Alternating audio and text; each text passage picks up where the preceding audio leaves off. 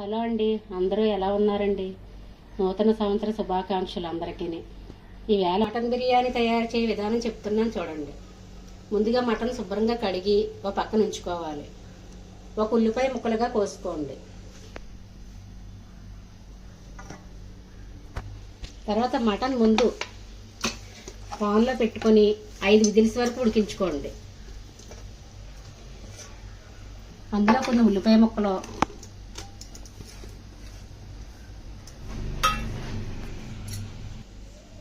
తగినంత పసుపు,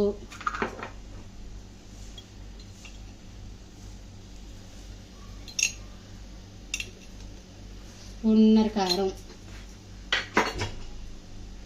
వేసి బాగా కలుపుకోవాలి.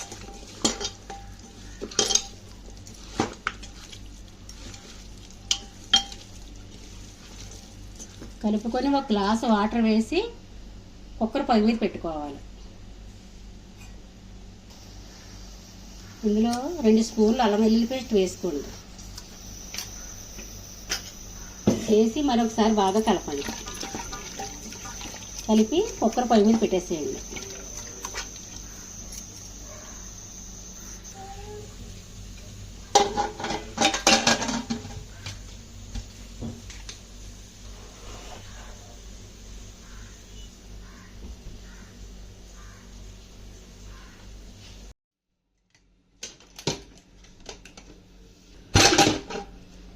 మటన్ మెత్తగా ఉడికిందండి.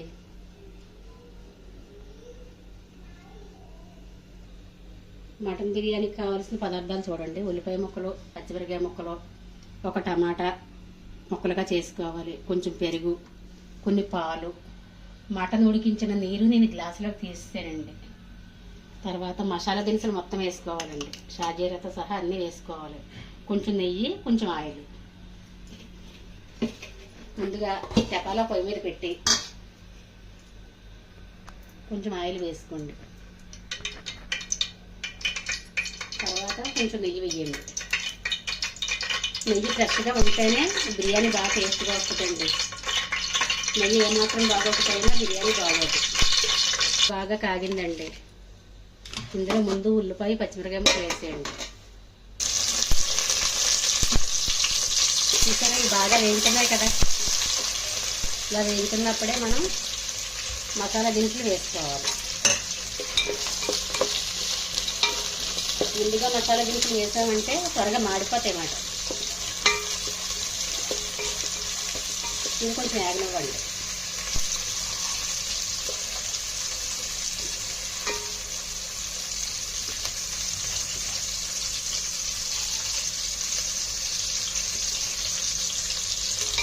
సరే, బాగా వేగాయి కదండి. టమాటా ముక్కలు వేసేయండి.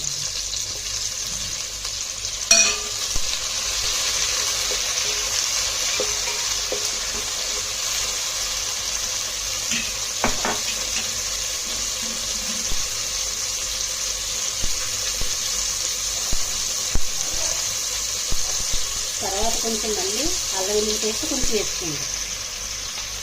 మరి ఎక్కువ వేసాను వచ్చేటట్టు.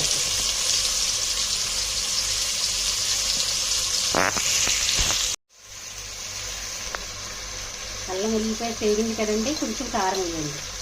ఇందాక కొంచెం మనం మటన్ ఉడికించుకున్నప్పుడు వేసాం కాబట్టి చూసుకొని మీరు కారం వేసుకోవాలి.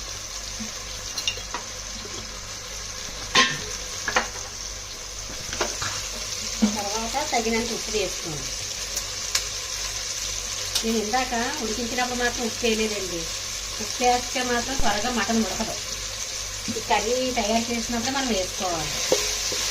మటను ఒక 5 విజిల్స్ వరకే ఉడికించాలండి.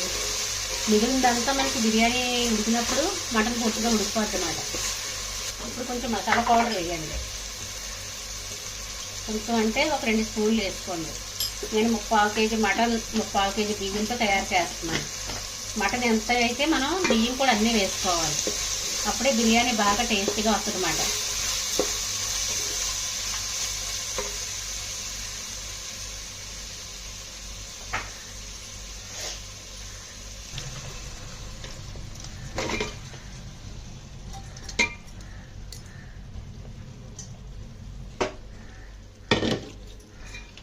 మటన్ వేసానండి.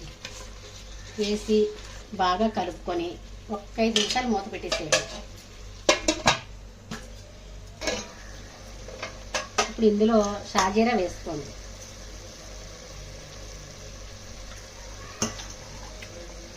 షాజీరా వేసి బాగా కలుపుకొని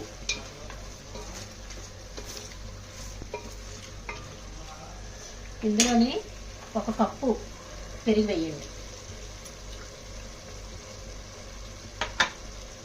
1 కప్పు పాలు కూడా వేయాలండి.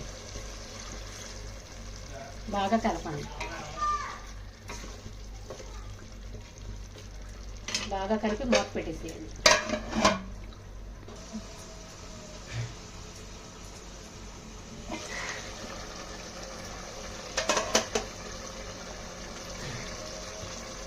చూసారండి, బాగా ఉడికింది.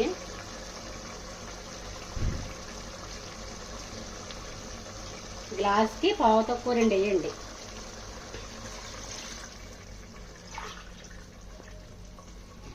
ఇలా ఈ విధంగా గ్లాస్కి ఇలా పావు తక్కువ 2 వేసుకోవాలి. మనం 3 గ్లాసులు కదండి, అంటే 7 గ్లాసులు నీళ్ళు సరిపోతాయి.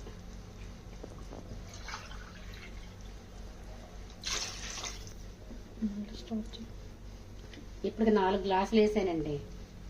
ఇదిగోండి, ఈ ఉడకబెట్టిన నీరు ఉంది కదా, మటన్ నీరు, ఇది కూడా మనం వేసుకోవాలి.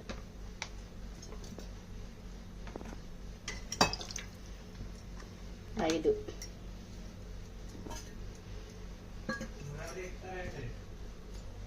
6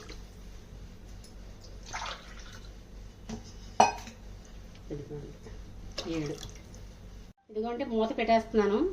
ఈ వాటర్ బాగా మరిగే వరకు ఉంచుకోవాలి. ఉప్పు మాత్రం సముద్రం నీరు ఎలా ఉప్పగా ఉంటుందో అలా ఉప్పగా ఉండేలా చూసుకోండి.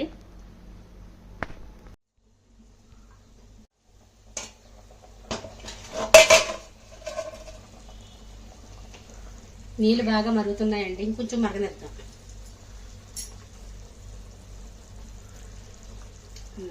ఉప్పు కరెక్ట్గా సరిపోయిందండి. మరిగితే దాంట్లో ఉన్న పచ్చివాసన అంతా పోతుందండి.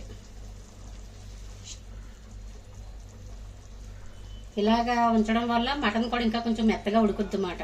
స్టవ్ సిమ్లో పెడుతున్నాను. ఇదిగోండి, రైస్ వేసేస్తున్నాను. ముందుగా కడిగి ఒక అరగంట నానబెట్టుకొని ఇలా మొత్తం వాటర్ లేకుండా వార్చేసుకోవాలండి.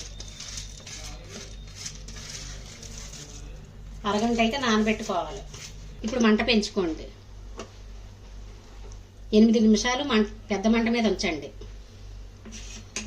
10 నిమిషాలు మీడియంలో ఉంచండి. 5 నిమిషాలు సిమ్లో ఉంచండి. తర్వాత స్టవ్ ఆపేయండి. ఈ మూత పెట్టుకున్నప్పుడు చుట్టుపక్కల ఆవిరి పోకుండా మీరు చూసుకోవాలి. ఏమన్నా పోయింది అనిపిస్తే గోధుమ పిండి ముద్దలా చేసి చుట్టూ పెట్టుకోండి. ఇదిగోండి, సిమ్లో కూడా మీడియం మంట మీద అయిపోయింది కదండి. ఇప్పుడు ఇలా కింద ఒక రేకు పెట్టుకోండి. రేకు పెట్టి అప్పుడు 5 నిమిషాలు పెద్ద మంట మీద ఉంచి తర్వాత సిమ్లో పెట్టేసేయండి. పెట్టి ఇందులో కొద్ది కొత్తిమీర, పుదీనా, మీకు నచ్చితే ఇంకొంచెం నెయ్యి ఇలా వేసుకొని మూత పెట్టేసేయండి.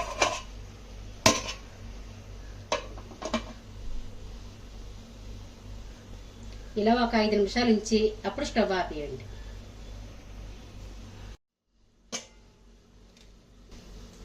స్టవ్ ఆపేస్తున్నానండి. చూసారా ఎంత బాగా వచ్చిందో బిర్యానీ. మీరు ఈ విధంగా చేసుకుంటే చాలా బాగుంటుందండి బిర్యానీ. ఓకేనండి, మరి ఉంటానండి.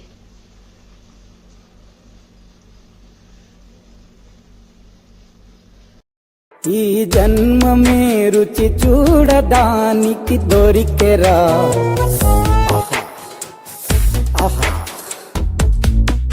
ఈ లోకమే వండి వాచడానికి వేదికరా.